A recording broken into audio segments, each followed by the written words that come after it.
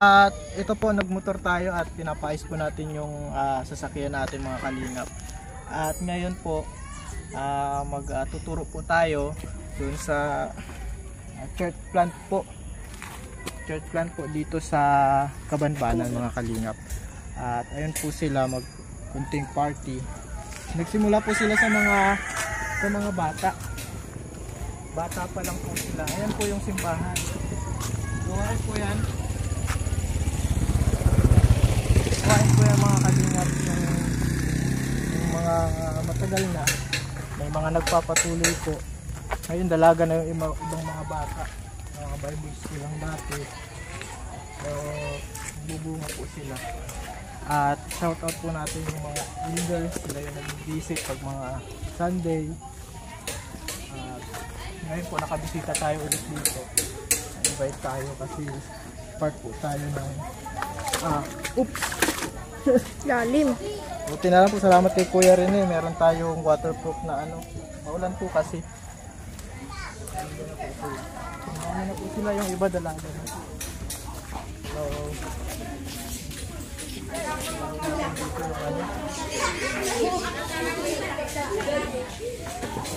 tayo na mag-visit dito. Yan mga kaling.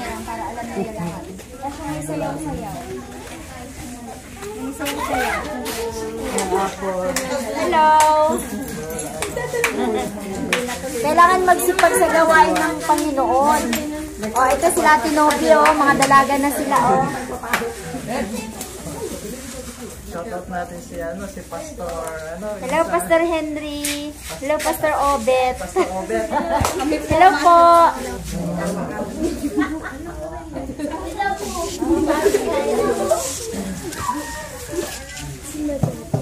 Sino? Video.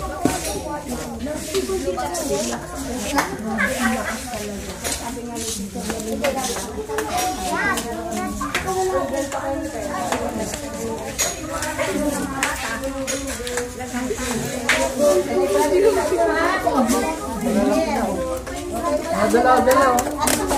Dati mga abutan na ako. Abutan na ako. Alay niyo, tatangkad na. Ito po dati sila. Mga ganito lang po dati sila.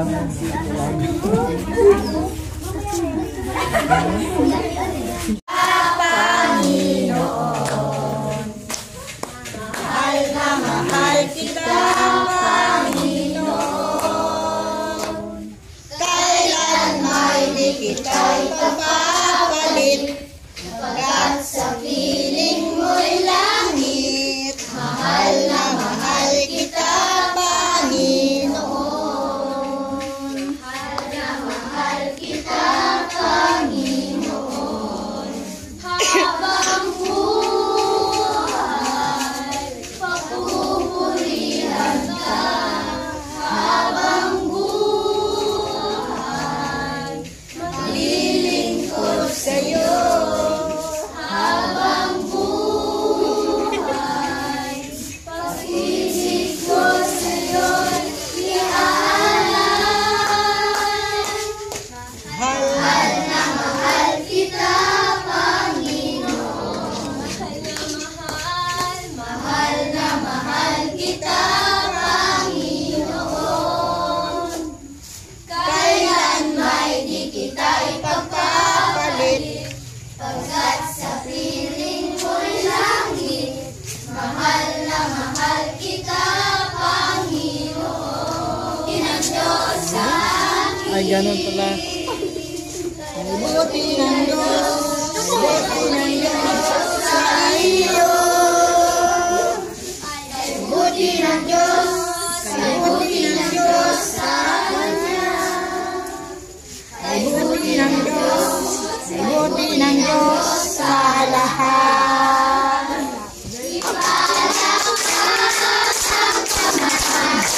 Itaas at ikaway, sabayan mo ng himna at sumayaw. Sayaw, ipahayag mo ka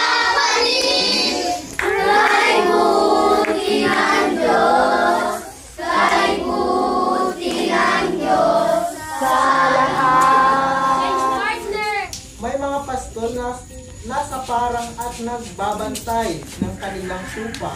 Nang gabing iyon, lumapit at tumayo sa kalagitnaan nila ang isang anghel ng Panginoon. Nagliliwanag sa kapaligiran nila, nakakasilaw ang kaluwalhatian ng Panginoon. Amen. O nakita natin yung kwento. Meron daw mga pastol ng tupa. Ganito yung mga pastol. Mga nakaupo, nakapaikot.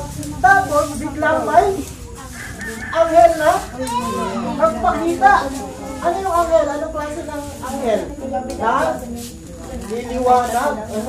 Imagine, nangyari po yun noon. Nung kapanganakan ng Panginoon, mayroong nagpakita ng anghel. Hindi na din kayo nakakita ng anghel. Tingnan mo yung katabi mo. Tingnan mo yung katabi mo. Sa tabi, dali. Mukha bang anghel yan? O mukhang ano? Unggoy. O dapat mukhang anghel tayo. Ano? Mukhang mee. Ano mukhang mee? Kaya dapat makikinig. So, nung panahon na yon, may nakita ang anghel. Ano yung sinabi ng anghel? May sinabi po yung anghel. So, nagpakita yung anghel, pero may sinabi ang anghel. Sabi dito, kasi kapag biglang may nakita sa'yo nagliliwanag, anong isipin mo? Ano pa? Multo, di ba? Minsan multo or white lady. Pero anghel pala dito, ibang klase kalulatan. Sinabi ng anghel, huwag kayong matakot. Siyempre, nakakatakot. Bigla ka naman may lumiwanag. Biglang, kung sa panahon ngayon, siguro iisipin natin multo, no? Pero anghel pala. Sabi dito, huwag kayong matakot. Ako'y may dalang magandang balita. May sabi ng anghel, meron daw siyang magandang balita. Sino yung gusto dito ng magandang balita? Ano yung gusto mong, ano yung pangarap mo? Diba, pag uwi mo ng bahay, may magandang balita si mama mo, ano yung gusto mong marinig? Nak, dadagdagan ko na ang magandang balita, dadagdagan ko na ang baon mo. Gusto mo yun? Uy, gusto! Gusto! Sino pa? Ako! Ano? Sino pa? Anong gusto mo magandang balita?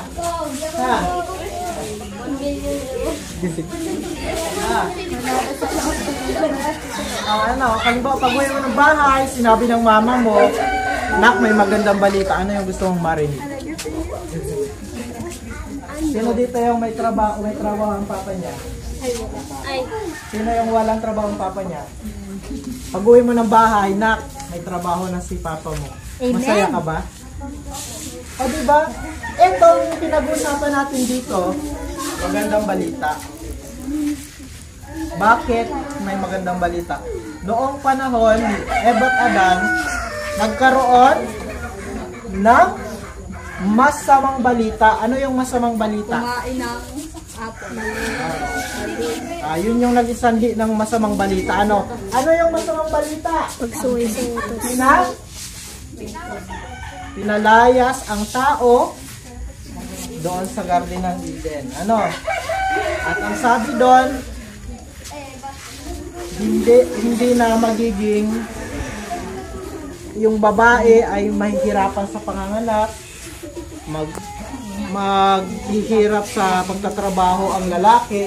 Ito pa ang pinakamalupit. Magkakaroon sila ng pagkahiwalay sa Diyos. Magkaroon sila ng kamatayan. Yun yung masamang balita. Pero, bigla nang dumating yung anghel. Huwag kayong matakot. Meron akong dalang magandang balita. Yun yung sabi ng anghel. Ano kaya yung magandang balita? Sino na dito yung excited? Na marinig ang magandang balita? Ito na ang magandang balita. Sasabihin na ng anghel. May ipapanganak. Huwag kayong matakot. May dala akong magandang balita para sa inyo na magdudulot ng malaking kagalakan sa lahat ng tao. Amen! Ito daw ay magdadala ng kasiyahan. Hindi lang sa'yo. Sa lahat ng tao. Amen. Hindi lang Pilipino. Hindi lang si kapitbahay. Hindi lang si Amerikano, kundi lahat ng may mata, may ilong, may ngipin, lahat ng maitim. Sino dito yung maitim?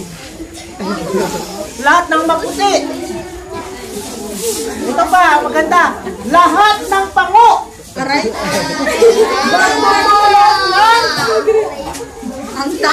Ang balita ay magdudulot ng kagalakan sa lahat ng tao. Lahat ng may ngipin, lahat ng wala. Ay magdudulot, ang dala ng anghel, magdudulot ng kagalakan sa lahat ng tao. Amen. Alam niyo po na nabibless ako dito. Gusto kong tawagin yung, ito. Pwede ba tumaya dito si Ate Nobi, tapos, ayan, Ate Nobi, sino pa? Ito mga nakilala ko yung mga ano. Ito pa, nakilala ko. Ito po, nakikita niyo sila. Dati sila, nandyan, nakaupo lang, maliit lang din. Ngayon, mga ate na sila, dapat susunod kayo kay ate, makikinig pag sinabing makinig, makikinig sila ate, sinabi tayo kay ate. O, diba, gusto ko tanong si Nobi. Nobi, masaya ka ba na nakilala mo ang Panginoon? Sobra daw. Kaya siya na si Joy. Masaya? Masaya ang lalaki nila, dati, mga kasulaki lang sila nito. Ngayon, nandito. Hindi ko na-expect na patuloy pa rin talaga. Si Lord talaga ang nagpapatubok. Tayo, means taga-hasip, pero si Lord yung nagpapatubok. So, walang tao na walang may sariling kakayahan para magpatubok. Panging ang Panginoon lang. Ano ang may papayo mo sa mga bata?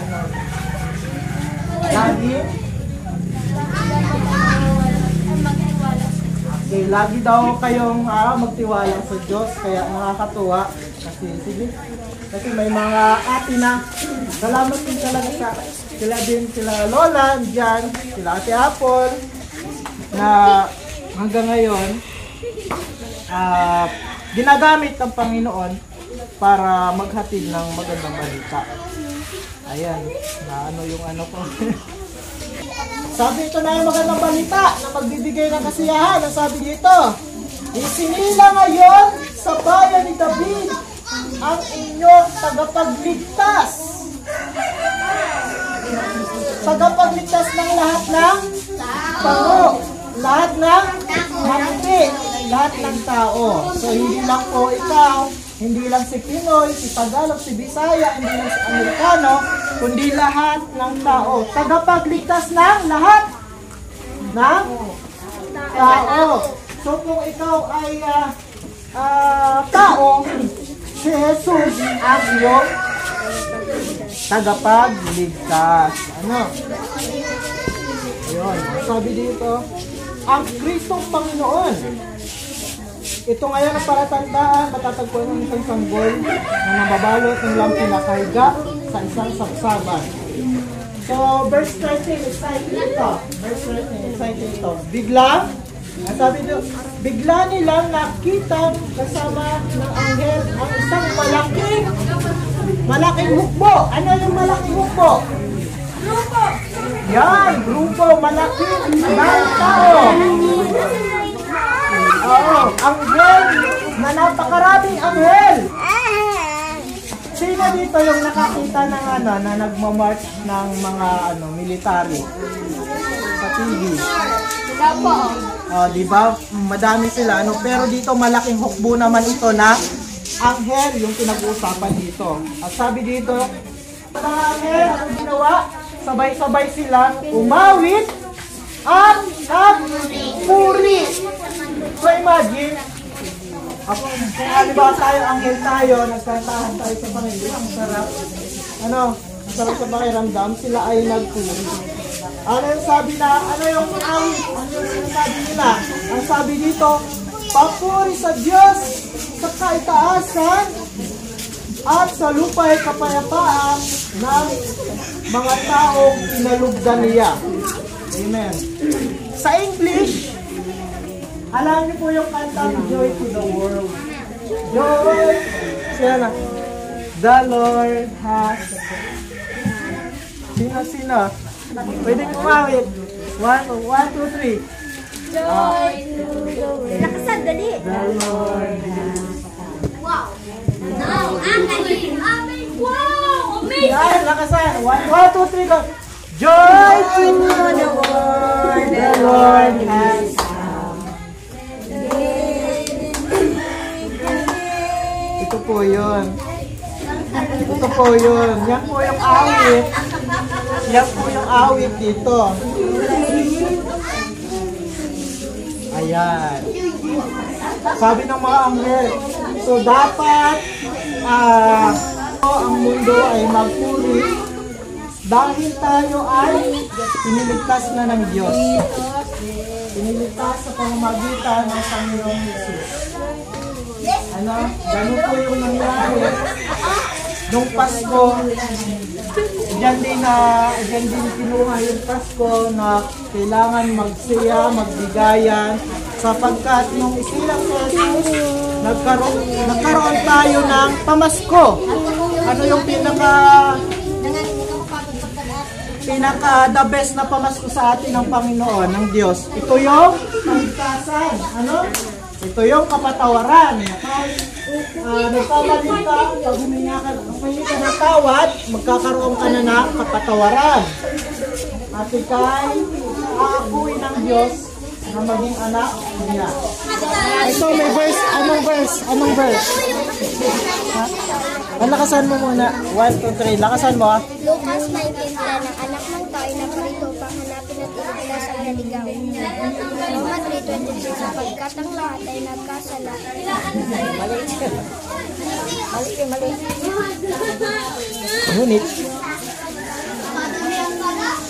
Ngunit. Okay, meron siyang verse. So, nakapag-recite ka na? Okay, ito, nakapag-recite na siya. Okay na. 1 verse. Okay, si Novi. Pwede magtingin sa ano? Mga Verse lang yun, hindi naman yung hindi mo, memory verse talaga. wait lang. Ito, memory verse. Ito na muna. Okay, anong verse? Samuel 3:10. Lumapit ng Panginoon at naging lang. Pwede po ulit. Ulit yun. Unang Samuel 3:10. Lumapit ang Panginoon at salita mo. Samuel. At sumagot siya. Magsalita pa po, Panginoon. Pakikinig po ang inyong lingkod. Yun, sige. Sino nakapag-recite na? Dito ka na lang recite. Sino po yung nakapag-recite? Ito muna. Dalawa daw. John 15:16. You didn't choose me, but I chose you. Tapos, unang Samuel 3:10. Lumapit ang Panginoon at tinawagan Samuel at sumagot siya. Magsalita po kayo, Panginoon. Nakikinig po ang inyong lingkod. Okay. Galing. Okay. Ay, ito muna. Okay. Lucas 19:10. Ang anak ng tao ay naparito upang hanapin at iligtas ang naligaw. Jesus says, mga anak, sundin ninyo yung mga magulang alang-alang sa Panginoon. John 15:1. Ngunit ang bata ay Tatlo na, pangatlo na.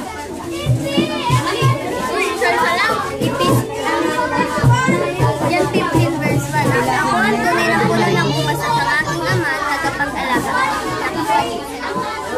Tatlong verse. Pila daw, pila. Ay, di, okay na. Okay. Ang anak ng tao ay naparito upang hanapin at iligtas ang mundo. Roma 3:10.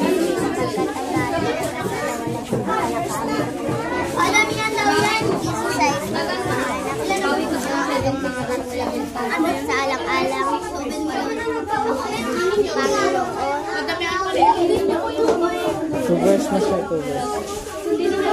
Okay na. Okay na. Okay na. One. Basahin. Ayan.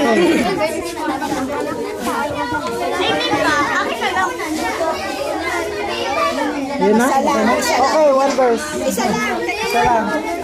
May 3 verse eh. Yung 3 verse. 3 verse. Sabihin mo kay nanay. Ito, sabihin mo kay nanay. May 3 verse. Ito po, 3 verse. 3 verse po.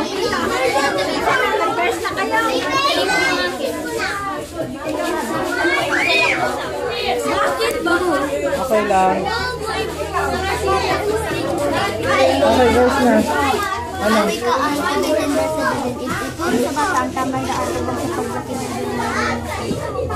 Ulitin na. Kawikaan 17 verse 17. Ito rin sa bata ang tamang daan upang sa paglaki na May tama. Sige. One verse. Sige na. Ano pa? Ano? Luke 18 verse 1. Pray and never Ano? pray and never give up. Look, ano yan? Luke 18 verse 1. Pray and never give up. Pray and never, Give up. pray and never give up. Look, ano yun? 18 verse 18 verse 1. Chapter 18 verse 1. Sige, tingnan mo dyan.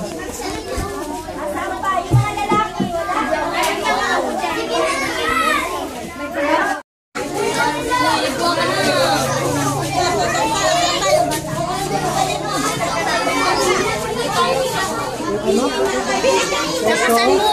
Peso?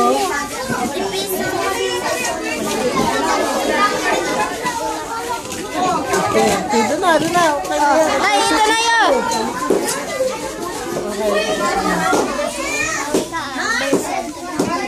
Verse ano? Chapter ano yun? Kawikaan chapter? Never give up. Yun, ito na. Okay na. Ano ang gusto mo?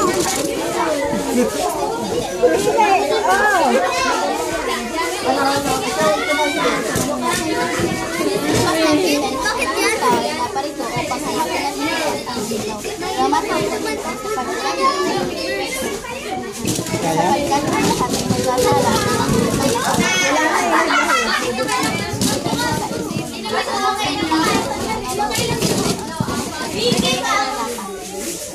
Okay, meron pa wala. 3 verse, okay na. Oh, 3 verse po. 3 verse siya. Madami dapat. 3 verse po sa kanya. Okay.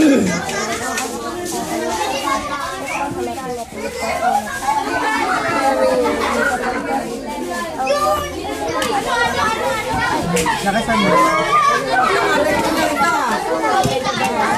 Bigyan ko na yan, nag-verse na yan. Nag-verse na yan. Walang S.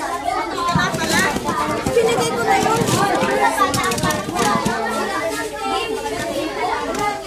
Ano? Okay na? Kung anong gusto mo. Wala. Ay, ito.